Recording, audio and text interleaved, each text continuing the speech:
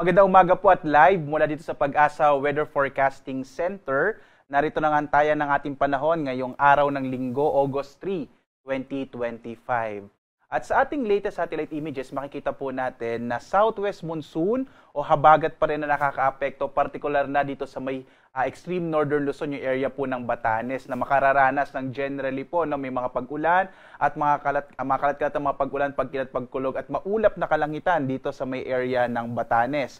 Sa nalabing bahagi natin bansa, makikita nyo walang halos mga kaulapan po no, sa ating malaking bahagi ng ating kapuluan.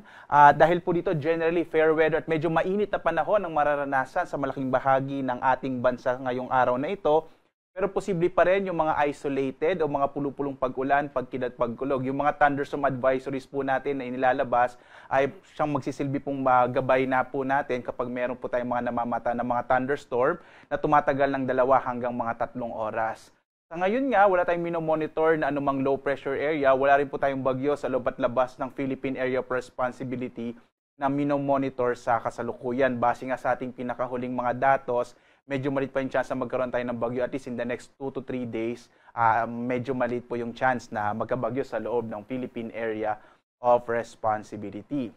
Dito nga sa Luzon, narito ang ating inaasahang magiging lagay ng panahon. Malaki yung chance ng mga pag-ulan, partikular na sa bahagi ng lalawigan ng Batanes, habang nalabing bahagi ng Luzon, makararanas po ng mga isolated o pulupulong pag-ulan, pagkidlat, pagkulog, lalo na sa hapon hanggang sa gabi. Medyo mainit pa rin yung tanghali natin dito sa malaking bahagi ng Luzon. Yung agwat nga ng temperatura sa Lawag, 25 to 31 degrees Celsius. Tuguegarao, umaabot po hanggang 35 degrees Celsius yung maximum temperature. Sa Baguio, 16 to 21 degrees Celsius. Sa Metro Manila, 26 to 33 degrees Celsius. Sa Legazpi, 26 to 33 degrees Celsius, habang sa Tagaytay, 24 to 31 degrees Celsius.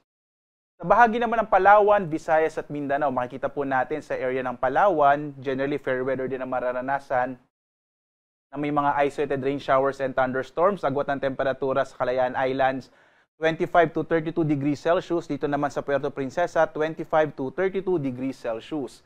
Sa malaking bahagi naman ng Kabisayaan, mga pulupulong pag-ulan, pagkilat, pagkulog din ang mararanasan, lalo na sa hapon hanggang sa gabi. Agwat ng temperatura sa Iloilo, 26 to 32 degrees Celsius. Sa Cebu naman, nasa 28 to 32 degrees Celsius, habang sa Tacloban, 28 to 33 degrees Celsius.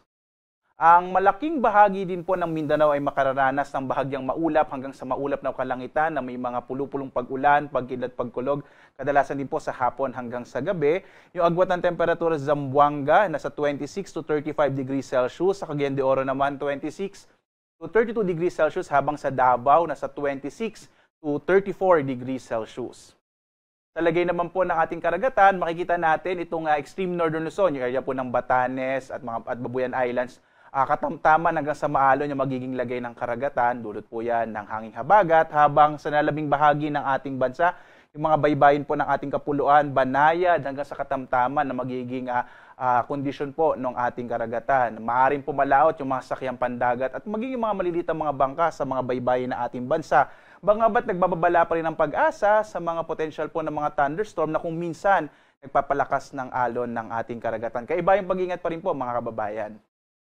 Narito naman yung ating inaasahang magiging lagay ng panahon susunod na 4 na araw. Nakita po natin magpapatuloy yung maulap na kalangitan na may mga pag-ulan sa may bahagi na extreme northern Luzon, itong Batanes area, dulot ng southwest monsoon o habagat. Pagdating po ng araw ng Martes hanggang Miyerkules, generally fair weather. Medyo mainit pa rin sa malaking bahagi ng ating bansa pagdating na araw ng Martes hanggang Miyerkules, pero posible yung mga thunderstorms sa hapon hanggang sa gabi. Pagdating po ng araw ng Huwebes, posible may mabuong low pressure area sa may silangan ng Luzon. At maaaring magdala ito ng maulap na kalangitan, partikular na sa may bahagi ng Bicol Region at ng Eastern Visayas. Muli po, pwede pa naman itong magbago at magbibigay tayo ng mga update. Yung update po natin kapag 5 a.m. at 5 p.m. ng hapon. Samantala naman, ang ating araw ay sisikat, ganap na 5:40 ng umaga at lulubog, ganap na 6:25 ng gabi. At sundan pa rin tayo sa ating iba't ibang mga social media platforms sa X, Facebook at YouTube at sa ating website pag-asa.doc.gov.ph, gayon din sa panahon.gov.ph. Dito po makikita yung mga inilalabas ating mga latest at thunderstorm advisories, heavy rainfall warnings, mga rainfall information, mga general flood advisories sa buong bansa. At live po na nagbibigay update mula dito sa Pag-asa Weather Forecasting Center. Ako naman si Obet Badrina. Maghanda po tayo lagi para sa isang ligtas na Pilipinas. Maraming salamat po. A blessed Sunday sa inyong lahat.